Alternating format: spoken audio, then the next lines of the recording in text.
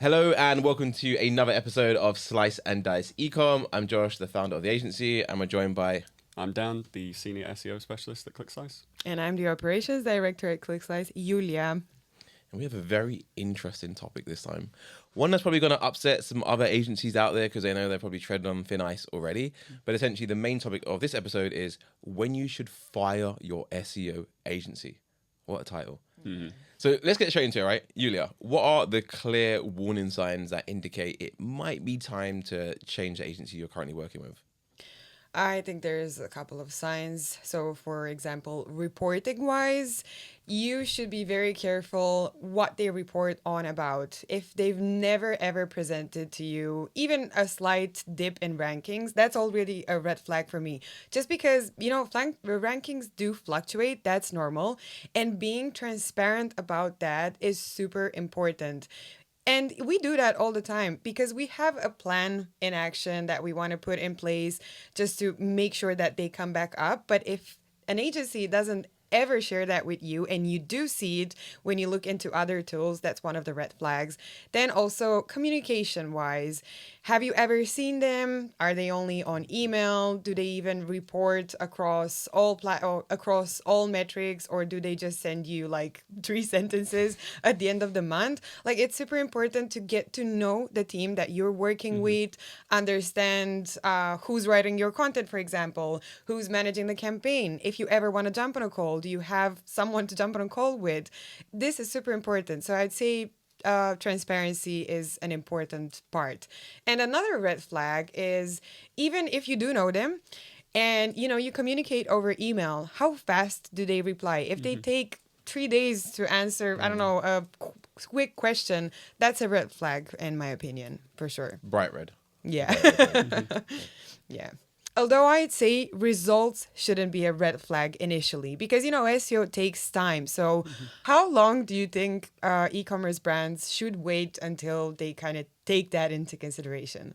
Yeah, I mean, if you're uncertain and you're not filled with confidence like out of the gate, you should cut early. However, with that being said, like SEO does not move quickly, and that's by design. Like Google themselves don't want people to move into well-established spaces quickly with some quick tactics and take spaces from people that should actually be in those positions. So realistically, for most highly competitive spaces, we judge everything over like a 6 to 9 month window. Yeah. That's when you will start to see big movements in those kind of competitive spaces, assuming you're doing everything correct and assuming the competitor are not doing as good a job SEO as you are now starting to do. There are certain, I guess, caveats to that in that if it's a very weak keyword space that you're trying to target, you can actually get results within a couple of weeks. Like, it's not super hard for some businesses in certain areas, but generally we like to think 6 to 9 months is a fair range to start evaluating proper performance. And from there, you can forecast, is this going to take a year to get the positions that we're after? Is it going to take 2 years? Because sometimes it does in certain spaces. But once you've got that, I guess, expectation set in your mind that it should be happening next month or next 2 months, you're just going to keep hopping agencies. They're going to keep resetting the workflow, and you're never going to get the momentum that you actually need. Whereas if you look at it as in, this is a minimum of a 6 to 9 month investment before we start to like really evaluate the performance, you're then in the kind of right time frame that Google wants to see sites in before they start to move them up competitive keyword spots. So I would say in that area, metrics wise or KPI wise, what would you say businesses need to be focused on before they start evaluating performance? I love this question because I like to gamify this and think of it as levels. So you've got like level 1 is keyword rankings, because you first have to be on top of page 1, so positions 1 to 3. So once you reach that, obviously naturally then your organic traffic, so level 2 organic traffic grows, so you're driving more users to your website. And then there's level 3 in sales, because that matters. If you're driving more traffic to your website, are your sales actually increasing or not? And so at that point, it's kind of like not necessarily level 4, but it's aligned with level 3 is CRO also, so Yes. user Yeah, yeah. metrics. Because if you don't see your sales increasing, that means, but your rankings and traffic are great, it means there's an issue with how your website is absolutely. performing. However, then you've got expectations from clients. So, Josh, what would you say? What's a realistic expectation from an agency for these results, for these levels to be reached, basically? Yeah, so that should be outlined at the start of the conversation. So many brands will have unrealistic expectations from my experience with doing all the sales calls. And that's totally fine, right? They're not supposed to know how long it takes. It's not the industry. They're not experts, right? But it's a job as an agency to educate the brand and let them know, like, hey, results are 6 to 9 months, like you said, right? But if a brand then says, I want results in 3 months, and the agency says, yes, I can do that. If there's no results at 3 months, it's not unrealistic expectations for the client. It's the agency's fault, right? So that's the first thing just to be aware of, making sure you're all agreed and aligned at the start. The second is if you're working with an agency for say 6 to 9 months and you're not getting results, I think unrealistic is a bit unfair to use in that situation, right? It needs to be, okay, the agency's underperforming, but there's lots of variables within that. There could be a Google algo update that came out recently, lots of different variables, right? And that's not really the main cause, because a lot of things are out of our control in the SEO world, right? We can control the main things and we have a good success rate, but ultimately it comes down to the roadmap. So if the agency's underperforming, okay, that's one thing, but are they telling you what they're going to do differently going forward to rectify the situation? So if they don't have a clear roadmap, then you probably want to consider, is this the right agency for me? Because can you afford financially and also time-wise to do what you've just done the last 6 months again for the next 6 months to get no results? Most brands probably not, right? Yeah. So, Julia, how should brands handle the situation when an agency is delivering some results, but it's not enough what the brand wants to see? So maybe, for argument's sake, they've got 20 collections, they want to target all 20, 5 are ranking, but the other 15 are still struggling. Yeah, that really depends. The net results really depends on what you agreed in the beginning. If part of the roadmap and part of the main focus is just those collections, then that's a mismatch in from your expectations as a brand owner and what the agency knows they should focus on. So I'd say just a quick call to realign, rethink maybe the roadmap and the strategy would help it. I'd also say from experience, it really depends how much time went by. So let's say you're in the first 3 months, you won't have the massive results there, but you do have the momentum. So it's super important from a brand owner perspective to understand that that momentum is going to grow, and stopping there with that agency is really not a good plan, because that's just the beginning. If you stop right there, everything's going to drop. You've wasted your time, your resources. You should keep pushing, and if you do want changes, just communicate them to the agency. And I'm sure any agency would be open to realigning the strategy to the brand's goals. However, there's also a limit to this. If you're, 12 months in, that's a lot of time that passed by. So how do you think brand owners should react with an underperforming agency, and when it comes to this point? Yeah, I mean, it's kind of the risks that you need to consider when you stay too long. So obviously the main one is obviously you're wasting budget. But there is, in SEO, the thing that most people don't realize is it's a momentum based thing. So if you're for 6 months going in the wrong direction, it's not really just 6 months that you've wasted. There's the fact that your competitors are now ahead. They've gained momentum that compounds. Google wants to see consistent good signals over a period of time. And if those signals have been in place, you can't just start at day one and catch up to the 6 month spot if the 6 month spot continues to move away from you. So it's not just budget, there's a major opportunity cost that has gone into it in terms of you've let your competitors get too far ahead. So while we say 6 to 9 months, you definitely need to be seeing results by that point. If by the 6 to 9 month mark you're not seeing the right kind of momentum, you need to be looking at starting to transition out of that.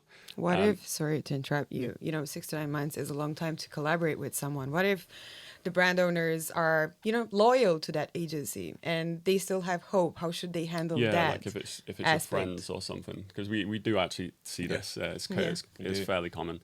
I mean, ultimately, it's a business at the end of the day. You're not running a charity. The objective is positive ROI at all times. So if it's got to the point where you're 12 months in and you're still not seeing anything, ultimately, it's time to cut. And I think something that isn't brought up enough is the idea of cutting an agency and moving to another one, there is a lot that you have to carry over, and if you lose access to those things, which happens quite a bit, it can cause major problems. So I guess like what assets, data, elements that the current agency is managing do you need to keep before you move over to another agency? It's a great question. There's two key main things really, and they're both IP. The first is content.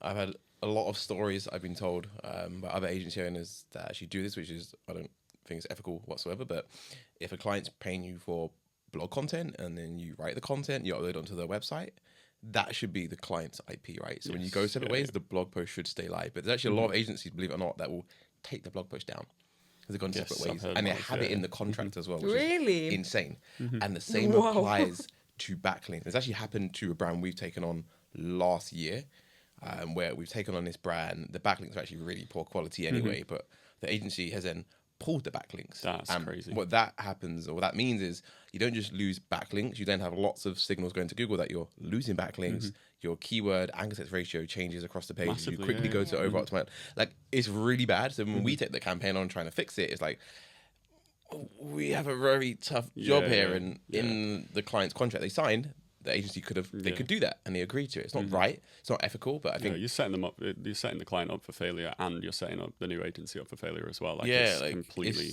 quite a toxic way very to toxic approach it. But those are the two main things. There's lots of other things as well outside of SEO that we see happen all the time. Is a brand will run Google Ads, the agency will create the Google Ads account, and then it's the Google Ads IP of that agency. So that agency, can retain that brand forever, essentially. Because if you've been running ads for 2 years, you've got lots of historical data, lots of machine learning happening on Google Ad account. That is valuable. You make a new ad account from scratch, you've lost all of that. So it's really important the brand owns a Google Ads account, and any agency ad is a manager. So then how can you minimize losing SEO performance during this transition? Yeah, I mean, this is something that I handle quite a lot. Ultimately, you need a very, very clear definition of what your agency is currently doing and what they were planning to do over that period of time. So obviously, if you're leaving an agency to come to a better agency, which is typically what we deal with quite a lot of the activity that they may have been doing might not have been that good. However, you can't just stop it. There are certain things in Google's algorithm where they track the velocity of links that come in, they check the velocity of content being produced. If they suddenly drop off and then restart, that's a negative signal to Google that something's quite wrong with this website. So even if we took on an agency's previous work, we would need to make sure that that work is maintained, obviously to a better standard than what it was previously doing, and then we start to integrate our strategies. What we don't do is go, they were doing something we don't like, let's cut that, let's start again from scratch, because that's ultimately going to send the wrong signals as well. And something that we said a few times in this podcast so far is SEO is a momentum game. If you disrupt the momentum, you're kind of, it's not just you've slowed it down for a month. It's like, actually you could have set yourself back 3 to 6 months. So you've got to be quite careful with that. The one thing that I guess for me personally that's quite interesting to see is sometimes we see agencies try and sabotage the next agency, and this comes up quite a bit. It's something that you have to deal with a little bit. So how do brands handle negative SEO attempts or sabotage from pre-existing agencies? So I'd say, I get your point. It's happens quite rare, especially with premium agencies. This wouldn't happen. If you go with a cheaper agency, they sometimes use black hat tactics, and sometimes they don't even do it on purpose, just because they're not as experienced as a premium agency would be. But I would say the most important thing is read your contracts always, honestly, because you never know what's hidden in there. Agreed. Well said. Okay, well, that brings us to the end of another episode of Slice and Dice. Hope you guys enjoyed this. Leave some comments below. Let us know what other topics you want us to cover in future episodes. Like, comment, subscribe, share it with your friends, share it with your family. Put a billboard outside your house. Like, tell every single person on the planet, please. Press every button you see, but not the report one. Yeah, not report. Hit your keyboard. I like that. Also, thanks for watching, and we'll see you in the next one. See ya. Bye-bye.